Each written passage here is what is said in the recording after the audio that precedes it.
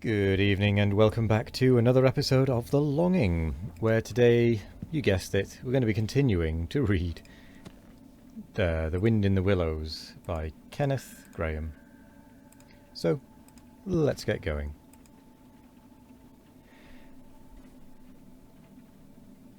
Thought I should find you here all right, said the otter cheerfully.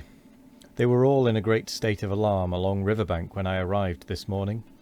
Rat never been home all night, nor Mole either. Something dreadful must have happened, they said, and the snow had covered up all your tracks, of course.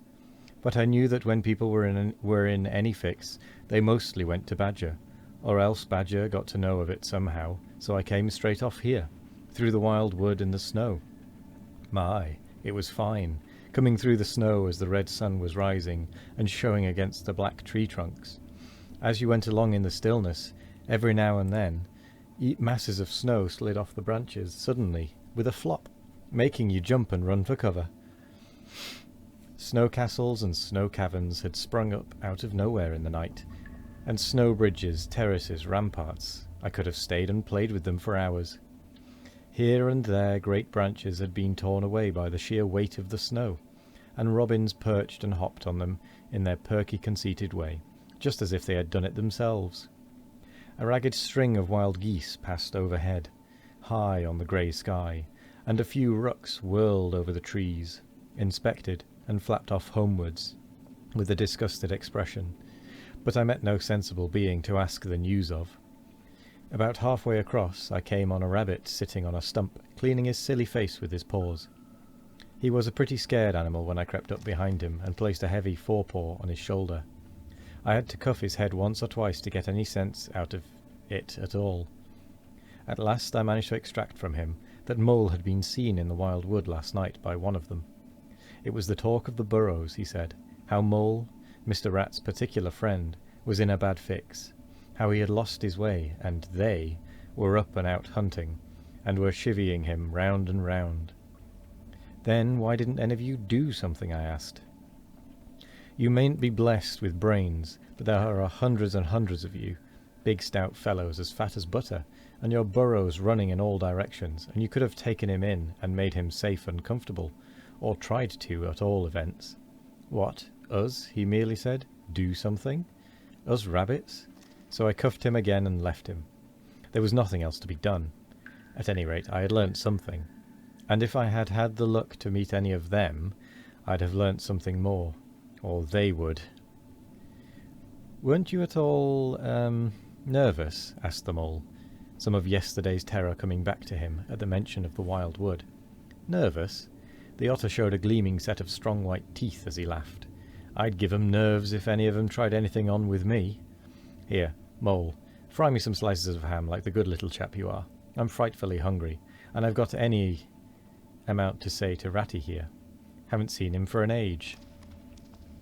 So the good-natured Mole, having cut some slices of ham, set the hedgehogs to fry it, and returned to his own breakfast, while the otter and the rat, their heads together, eagerly talked river shop, which is long shop and talk that is endless, running on like the babbling river itself. A plate of fried ham had just been cleared and sent back for more, when the Badger entered, yawning and rubbing his eyes, and greeted them all in his quiet, simple way, with kind inquiries for everyone. It must be getting on for luncheon time, he remarked to the otter. Better stop and have it with us. You must be hungry this cold morning. Rather, replied the otter, winking at the Mole. The sight of these greedy young hedgehogs stuffing themselves with fried ham makes me feel positively famished. The hedgehogs, who were just beginning to feel hungry again after their porridge, and after working so hard at their frying, looked timidly up at Mr. Badger, but were too shy to say anything. Here, you two youngsters be off home to your mother, said the Badger kindly. I'll send someone with you to show you the way. You won't want any dinner today, I'll be bound.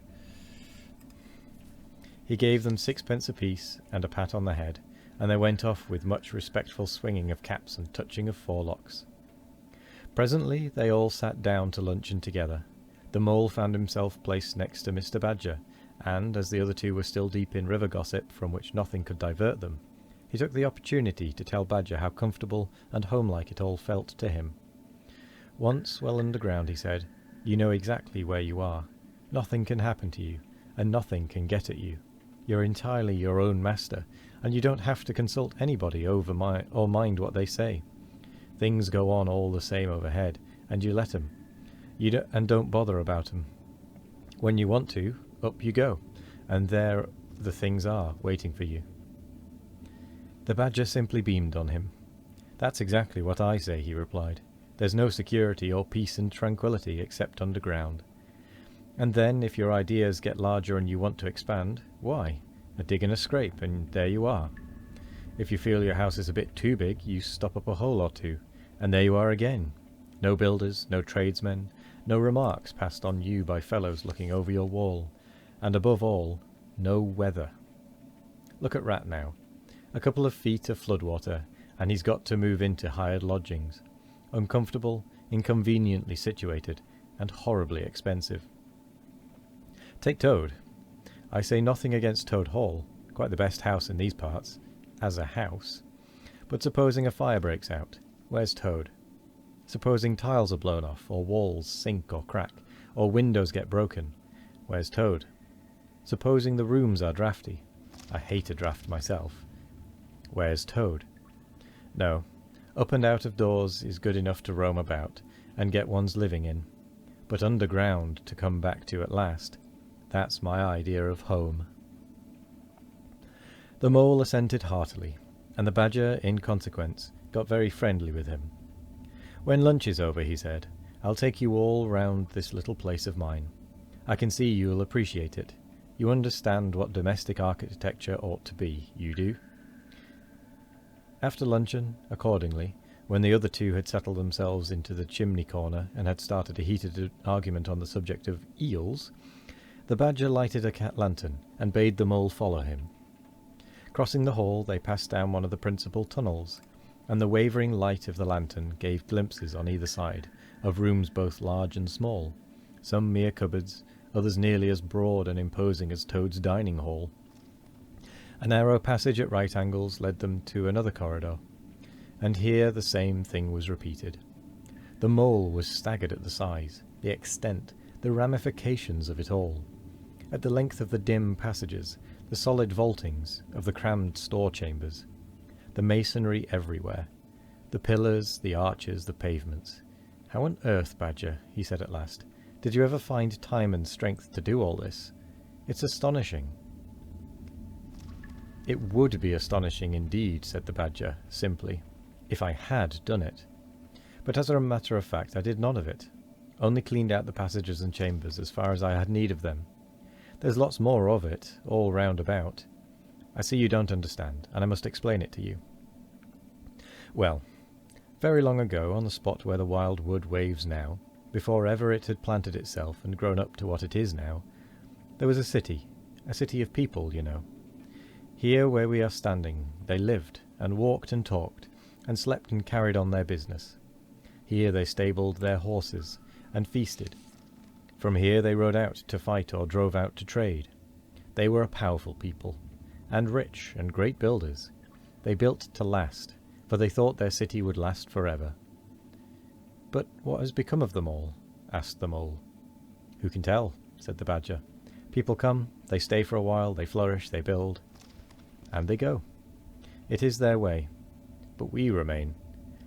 There were badgers here, I've been told, long before that same city ever came to be, and now there are badgers here again. We are an enduring lot, and we may move out for a time, but we wait and are patient, and back we come, and so it will ever be. Well, and when they went at last, those people, said the mole. When they went, continued the badger, the strong winds and persistent rains took the matter in hand, patiently, ceaselessly, year after year. Perhaps we badgers too, in our small way, helped a little. Who knows? It was all down, down, down, gradually. Ruin and levelling and disappearance. Then it was all up, up, up, gradually, as seeds grew to saplings and saplings to forest trees. And bramble and fern came creeping in to help. Leaf mould rose and obliterated. Streams in their winter freshets brought sand and soil to clog and to cover. And in course of time our home was ready for us again, and we moved in. Up above us, on the surface, the same thing happened. Animals arrived, liked the look of the place, took up their quarters, settled down, spread and flourished. They didn't bother themselves about the past. They never do. They're too busy. The place was a bit humpy and hillocky, naturally, and full of holes. But that was rather an advantage. And they don't bother about the future, either. The future when perhaps the people will move in again, for a time, as may very well be. The Wild Wood is pretty well populated by now, with all the usual lot, good, bad and indifferent. I name no names. It takes all sorts to make a world, but I fancy you know something about them yourself by this time. I do indeed, said the Mole, with a slight shiver. And with that, we come to the end of the episode. So I will say thank you very much for joining me today. I hope you all have a wonderful morning, evening, afternoon or night. No matter what time of day it is, I hope you all have a wonderful one of it.